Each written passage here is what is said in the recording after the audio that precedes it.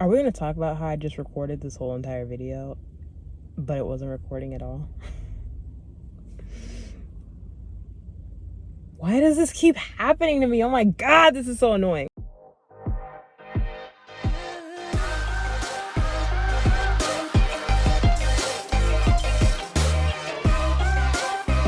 Okay, let me check first of all. This is frustrating. I recorded this whole thing and it wasn't even recording again. Oh my God, I was like, that's never gonna happen to me again. And it happened to me the next time I went to record. That's so good. Anywho, I'm Anastasia. I read A Court of Frost and Starlight by Sarah J. Maas, and I'm going to get into it. And I'm going to try to be as authentic as I was literally for the last like 20 minutes when I talked about how much I love this book. Oh my God, I'm so pissed. Anywho, if you have not already, please subscribe.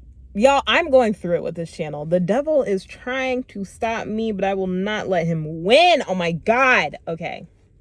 Sorry, I'm pissed, but here we are. Anywho, I can't believe I'm doing this again. I really just finished and I have to do it again, but that's fine. I read A Court of Frost and Starlight by Sarah J. Maas. I don't know why I'm struggling so much to say that title, but I am. And it follows the Night Court after the war with Hybern, the King of Hybern, and basically how they all kind of deal with it. I don't want to say all because it's not all of them. You get a really good insight on Feyre and Nesta on how they are dealing with, like, and a little bit of Elaine, I guess the Archeron sisters, how they are dealing with life post-war. And it's a beautiful, beautiful story about moving on and dealing with trauma and what that looks like. So I don't remember what book it was in, but Feyre has not been painting for like a minute because of her experiences that she's gone through. And so you get to see her like pick up a paintbrush for the first time in like pages, like 1,000 pages really. And she ends up starting a business with, I cannot remember her name, sis that was standing in front of her shop when Valeris was attacked, and she was like basically sacrificing herself for her customers and stuff like that.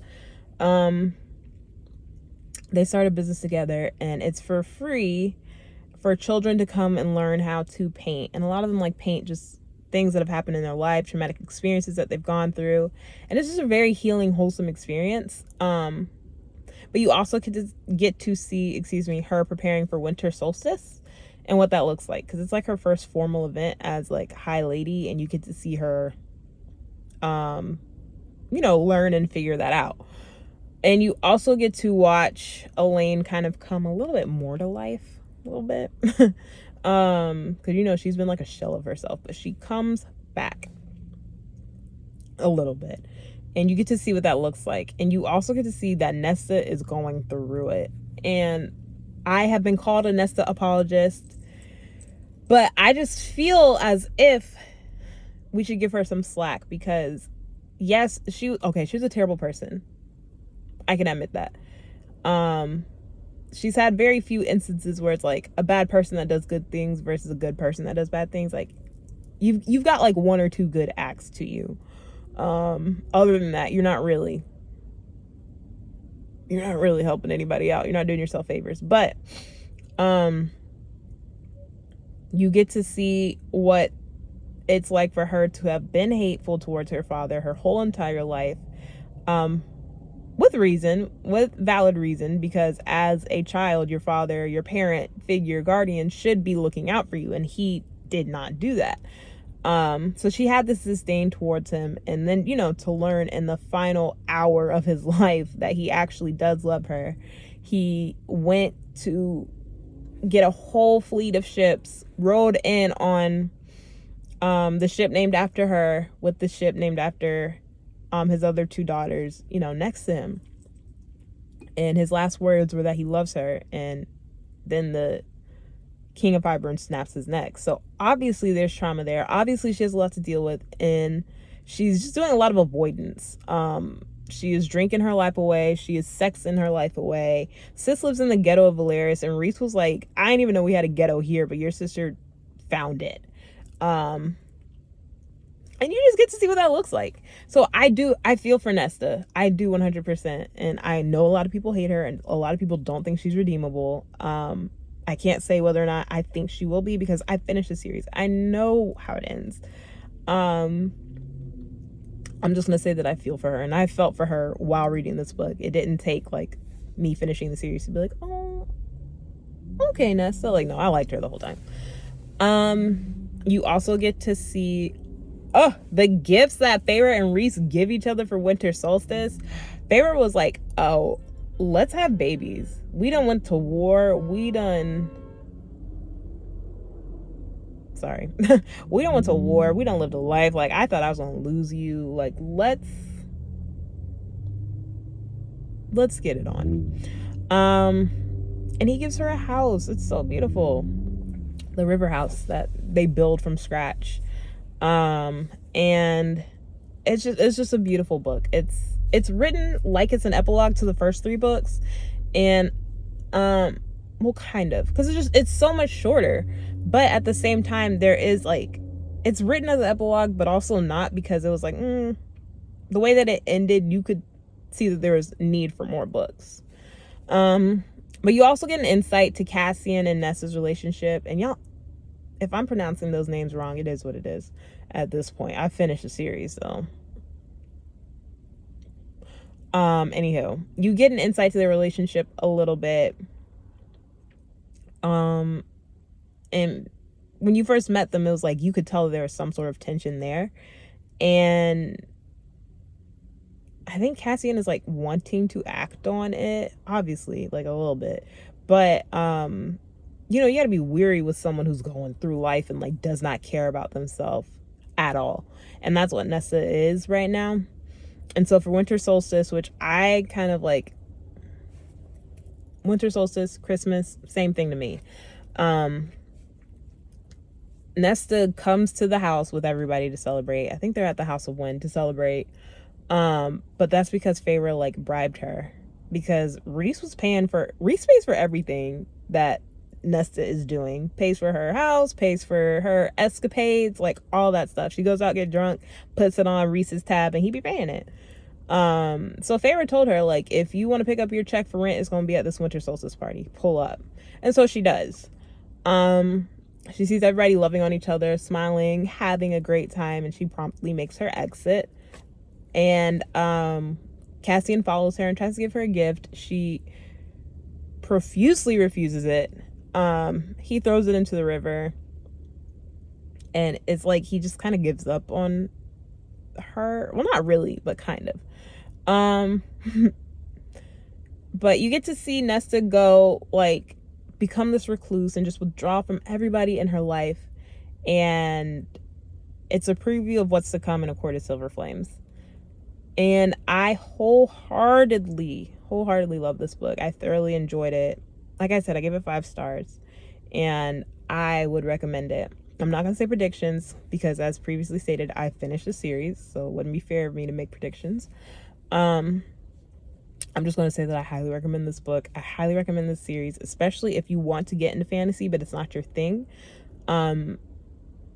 Because you know, a lot of tropes and stuff you might not fully recognize and understand, and it's just fun. It's such a fun series. So good. So creative, and I loved it with everything in me. But yeah, those are my thoughts for this book. And I'm going to, I can't believe I had to redo this whole video. It is what it is. I talked about it the first time I recorded, but I didn't talk about it. Okay, so when Feyre told Daddy Reese that she was gonna like I want to have this baby, and I think this is a book where she let him see like the vision of what the bone carver would look like, who he would always appear as their son. And Daddy Reese was like, oh wow, like we got a kid for real. So they do it in the House of Wind. They do it. It don't matter. They do it. And y'all know they're diamati, so they can like be inside each other's minds and like see what's going on. So like they're having sex like physically, but then they're also looking and seeing like what each other sees while they're going in and out. So I'm like, oh, that's nice. And then Pharaoh's like, because y'all know they got the bond. Pharaoh's like, can we do it in here too? And Daddy Reese was like, if you bout it, I'm bout it. So they're like having sex, watching each other having sex, and then having more sex in the bond. And that was amazing. Oh my God, Sarah, your mind. Your mind. I loved it. I loved it. But yeah, that was A Court of Frost and Starlight. I love this book. If I could say anything about this series, it would be to read it. It would just be to read it. I bought the first one for my dad. Y'all let me know if that was a good idea. I bought him. He's an audiobook kind of guy. I almost called him an audiobook girly. But he's an audiobook kind of guy, and that's how he reads. He's been reading audiobooks for pretty much all my life. Like, I remember them being on CDs, and we would listen to his books in the car when we would take long trips and stuff. So that's his steez. So I bought it for him for his birthday. That was before I finished A Court of Silver Flames. My dad is a preacher, so I don't know if he's gonna finish that series. But thank you so much for watching. If you have not already, please like, subscribe, turn on post notifications. Little update of what's going on. Life has been lifing and kicking my butt. I said this in the first video. I keep on forgetting the stuff that I said. Life has been lifing and kicking my butt, as you can see, as you can bear witness, because I recorded this whole I thought I recorded this whole video. Turns out I didn't. Life has been lifing, kicking my butt, and winning. It is what it is. But my husband, he is in grad school, full-time grad student, and works full-time. So I am, y'all know I'm a stay-at-home mom.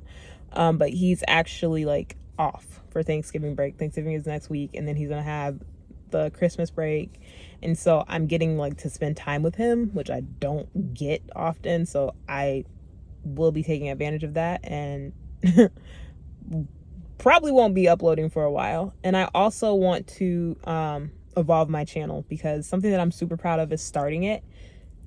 Starting is like a huge part of the battle, and so I'm just proud of myself for starting and posting and having so many videos up already. And I want to figure out what I want to do with this channel, and I want to honor that, because I don't want it to feel like, yes, it is like work, I can understand that, but I don't want it to feel like work.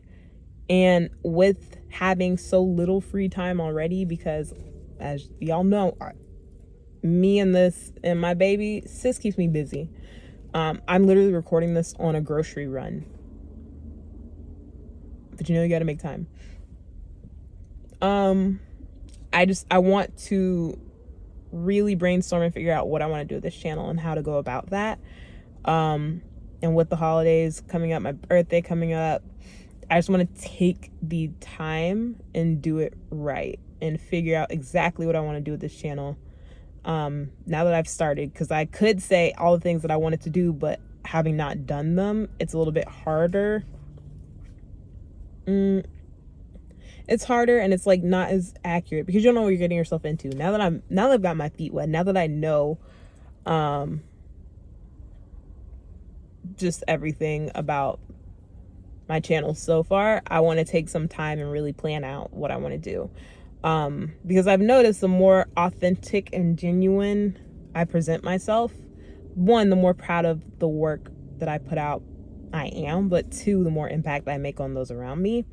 And so to make sure that I'm doing that and everybody benefits, I just kind of want to like step back, figure out what I'm doing right, figure out what I like, figure out what I don't like, and make those changes, and then come back better and more consistent. And if that means going from weekly to bi-weekly, because that's something that I can keep up with, or like every 10 days or something like that, uploads, and that might be what I do. But I am proud of everything that I've done so far, and I just want to make sure that I continue. I don't want to be like, oh, I did it, it was hard, so I stopped. Like, no, I just want to kind of reset and figure it out. But yeah, thank you so much for watching, and I will see you next time. Don't know when that'll be, but it'll be next. Like I'm gonna post how I like the rest of this series. I'm gonna post it. I just have one more book, and I read it. I finished it a while ago, so I'm just gonna find the time to talk to you about it. That's all that is. But yeah, thanks for watching, and I'll catch you later. Bye.